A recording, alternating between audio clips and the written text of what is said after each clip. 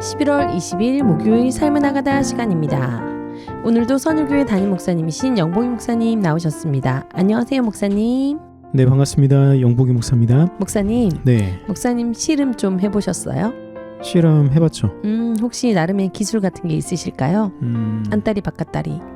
양다리 기술. 결국 못하신다는 거군요. 네, 씨름은 주님만 하시는 걸로요. 할렐루야.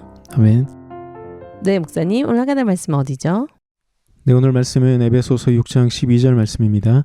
우리의 씨름은 혈과 육을 상대하는 것이 아니요 통치자들과 권세들과 이 어둠의 세상 주관자들과 하늘에 있는 악의 영들을 상대함이라. 이 말씀 가운데 우리의 씨름은 혈과 육을 상대하는 것이 아니요, 이 말씀으로 하가되겠습니다. 네, 목사님 말씀 풀어주세요. 네, 우리가 하나님의 전신갑주로 무장해야 되는 세 번째 이유는 우리의 싸움의 대상은 사람이 아니라 보이지 않는 영적 세력이기 때문입니다. 전쟁에서 가장 중요한 것은 적이 누구인지를 아는 것입니다. 적이 누구인지를 모르면 엉뚱한 곳에 총을 쏘게 됩니다. 아군을 죽이고 죄 없는 민간인을 학살하게 되는 거죠. 이것은 타겟 설정에 실패한 것입니다. 그렇게 되면 전쟁은 진 것과 같습니다. 바울은 본문에서 분명하게 말하기를 우리의 씨름은 혈과 육을 상대하는 것이 아니라 그랬습니다. 그렇습니다. 우리의 싸움의 대상은 보이는 사람이 아닙니다. 남편이나 아내가 적이 아닙니다. 부모나 자녀도 아닙니다. 직장 동료나 상사도 아닙니다. 생각해보면 베드로를 넘어뜨려 예수님을 부인하게 만든 것도 사람이 아니라 사탄이었습니다. 가룟 유다에게 예수님을 팔 생각을 넣어준 것도, 욥을 고발하여 시험한 것도 모두 사탄이었습니다. 즉 우리가 겪는 모든 관계의 갈등과 분쟁과 문제의 상황 뒤에는 보이지 않는 영적 실체가 존재한다는 사실입니다. 네. 바울은 본문에서 우리가 싸워야 될 대적을 네 가지로 설명하고 있습니다. 첫째는 통치자들입니다. 헬라어로는 아르케인데 이는 근원, 시작을 뜻하는 단어입니다. 즉 통치자들은 우리가 모든 것을 육체로부터 시작하도록 만듭니다. 하나님의 뜻 안에서 하나님이 기뻐하시는 방향과 목적을 따라 살아가야 될 우리를 자꾸만 육체의 탐욕을 따르고 육체의 만족을 위해서 그와 같은 목적과 방향으로 살아가도록 유혹합니다. 우리의 존재가 육체로부터 시작되었다라고 착각하게 만들어서 그 육체를 따라서 살도록 한다는 겁니다. 육체로부터 시작하여 육체를 따라 사는 사람들은 늘 결핍에 찌들어 삽니다. 아무리 가져도, 아무리 먹어도, 아무리 누려도 목마릅니다. 항상 부족하고 만족이 없습니다. 이처럼 통치자들이 그와 같이 우리를 미혹한다는 것입니다. 네. 둘째는 권세들입니다. 헬라어로 엑소시아라는 단어인데 이는 부여된 권리, 명분 혹은 과도한 자유를 뜻합니다. 권리와 명분은 자유를 의미하죠. 그런데 문제는 선을 넘는 것이 문제입니다. 우리에게는 선택의 자유가 있습니다. 그러나 이 자유를 누리려면 하나님이라는 마지노선을 넘어서지 말아야 합니다. 아멘. 하나님의 뜻과 명령과 하나님이 정해주신 은혜의 테두리 안에서 그 자유를 사용할 때 진정한 자유를 누릴 수 있게 됩니다. 아멘. 그런데 만약 그 선을 넘어선다면 그것은 자유가 아닌 방종이 됩니다. 하나님이 주신 은혜의 권리와 명분을 죄에 대해서 합리화하고 핑계하는 데 사용하고 죄에 대한 명분을 만드는 데 사용한다면 그것은 방종이 된다는 것입니다. 네. 그리고 그 방종은 오히려 죄에게 억압당하고 구속당하는 결과를 낳는다는 것을 기억해야 합니다. 아멘. 권세자들은 그와 같이 우리에게 방종과 죄를 부추기는 세력입니다. 셋째는 어둠의 세상 주관자들입니다. 헬라어로는 코스모크라토르인데 세계를 지배하는 자라는 뜻입니다. 이들은 시대 정신과 문화와 가치관을 지배하는 세력입니다. 절망적이고 냉소적인 분위기를 조장합니다. 네. 분열과 갈등과 소외가 당연한 것처럼 만들고 사랑과 정의와 평화를 추구하던 사람들의 가치관을 비틀어서 서로 경쟁하고 짓밟고 빼앗게 만듭니다. 자신의 이익과 성공을 위해서라면 수단과 방법을 가리지 않게 합니다. 재물과 명예와 권력이 삶의 목적이 되도록 우리를 그렇게 유혹합니다. 네. 그 유혹에 넘어가게 되면 가정도 직장도 사회도 모두가 냉소와 외로움과 우울과 불신의 어둠으로 덮이게 됩니다. 네. 사랑이 없고 정이 없고 웃음도 행복도 없습니다. 거기에는 경쟁과 대립과 분열과 미움만 있을 뿐입니다. 이처럼 어둠의 세상 주관자들은 시대와 문화와 사람들의 가치관을 어둠으로 지배하려는 세력들입니다. 네. 넷째는 하늘에 있는 악의 영들입니다. 악이란 뜻의 헬라어 포네리아라는 단어는 결함, 병, 불완전을 뜻합니다. 악의 영들은 인간 자신을 스스로 부족하고 결함이 있는 존재인 것처럼 여기게 만듭니다. 그런데 문제는 인간의 모든 죄가 여기서부터 시작된다라는 점입니다. 네. 자신을 결함이 있고 부족하다고 여기는 생각은 인간을 비도덕적이고 위선적이고 탐욕적인 존재로 만들어 버립니다. 나는 가지지 못했고 나는 부족하다는 그 생각 때문에 남의 것을 빼앗아갑니다. 남을 속입니다. 미워하고 괴롭히고 저주하고 심지어 죽이기까지 하는 겁니다. 네. 부족하다고 느끼면 그때부터 탐욕이 시작됩니다.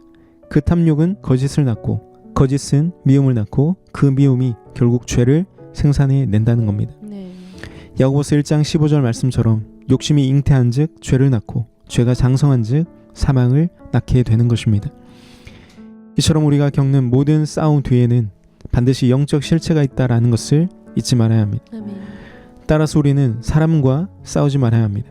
보이는 사람이 우리의 적이 아니기 때문입니다. 아멘. 그 배후에 있는 통치자들과 권세들과 이 어둠의 세상 주관자들과 하늘에 있는 악의 영들이 바로 우리가 상대해야 될 대적들입니다. 아멘. 바울은 고린도후서 10장 3절부터 4절 말씀에도 말합니다.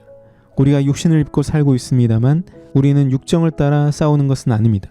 싸움에 쓰는 우리의 무기는 육체의 무기가 아니라 하나님 앞에서 견고한 요새라도 무너뜨리는 강력한 무기입니다. 라고 말했습니다. 아멘. 나를 비방하고 속이고 나를 괴롭게 하는 어떤 사람이 있을 때 우리가 그 사람에게 화를 내고 그 사람을 미워하고 그 사람을 대적하여 싸우게 된다면 그 순간 우리는 마귀의 전략에 완전히 속아 넘어가는 것입니다. 우리는 육정을 따라 싸우지 않아야 합니다. 아멘. 우리의 이성과 감정과 의지를 마귀에게 내어주지 말아야 합니다. 아멘. 우리의 무기는 육체의 무기가 아니라 하나님의 전신갑주입니다. 아멘. 하나님이 입혀주시는 의와 진리와 믿음을 따라 오히려 사랑하고 용납하고 믿어주는 것, 그것이 어떤 견고한 요새라도 무너뜨리는 강력한 우리의 무기가 됩니다. 아멘. 오늘 하루 우리의 씨름은 혈과 육을 상대하는 것이 아니요, 이 말씀을 묻조리면서 타겟 설정을 정확히 할 수 있어야겠습니다. 아멘. 우리의 적은 보이는 사람이 아니라 그 배후에 역사하는 보이지 않는 영적 세력들입니다. 오늘 하루도 전신갑주로 무장해서 우리를 어둠으로 이끄는 그 영적 세력들을 진리의 말씀으로 대적하며 승리하는 하루가 되시기를 축복합니다. 아멘. 찬양이 흘러나오는 동안 우리의 씨름은 혈과 육을 상대하는 것이 아니오. 우리의 씨름은 혈과 육을 상대하는 것이 아니오. 함께 읊조리며 은혜 누리겠습니다.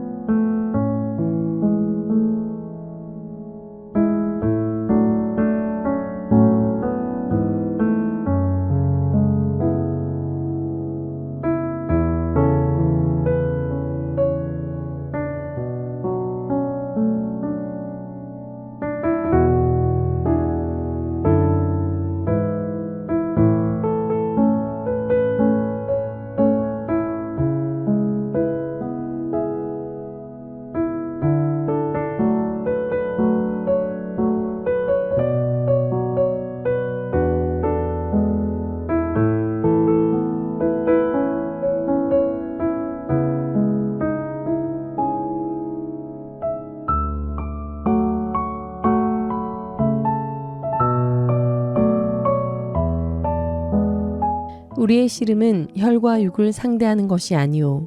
우리의 씨름은 혈과 육을 상대하는 것이 아니오. 계속해서 읊조리겠습니다.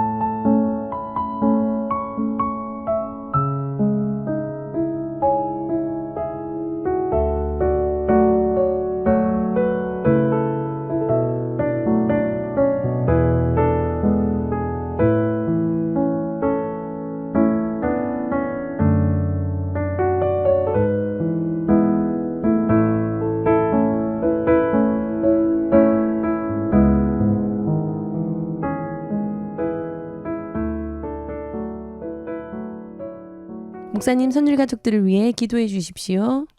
기도하겠습니다. 사랑의 하나님 아버지, 우리의 싸움이 혈과 육을 상대하는 것이 아님을 깨닫게 하시니 감사합니다. 아멘. 사람을 미워하지 않게 하시고 관계 갈등 뒤에서 역사하는 그 영적 세력을 분별할 수 있도록 인도하여 주옵소서. 아멘. 하나님의 전신갑주로 무장하여 오늘도 승리하게 하옵소서. 아멘. 예수님의 이름으로 기도합니다. 아멘. 아멘. 오늘도 영적 세력들과의 싸움에서 진리의 말씀으로 승리하는 복된 하루 되시길 축복하며 여러분 오늘도 샬롬입니다.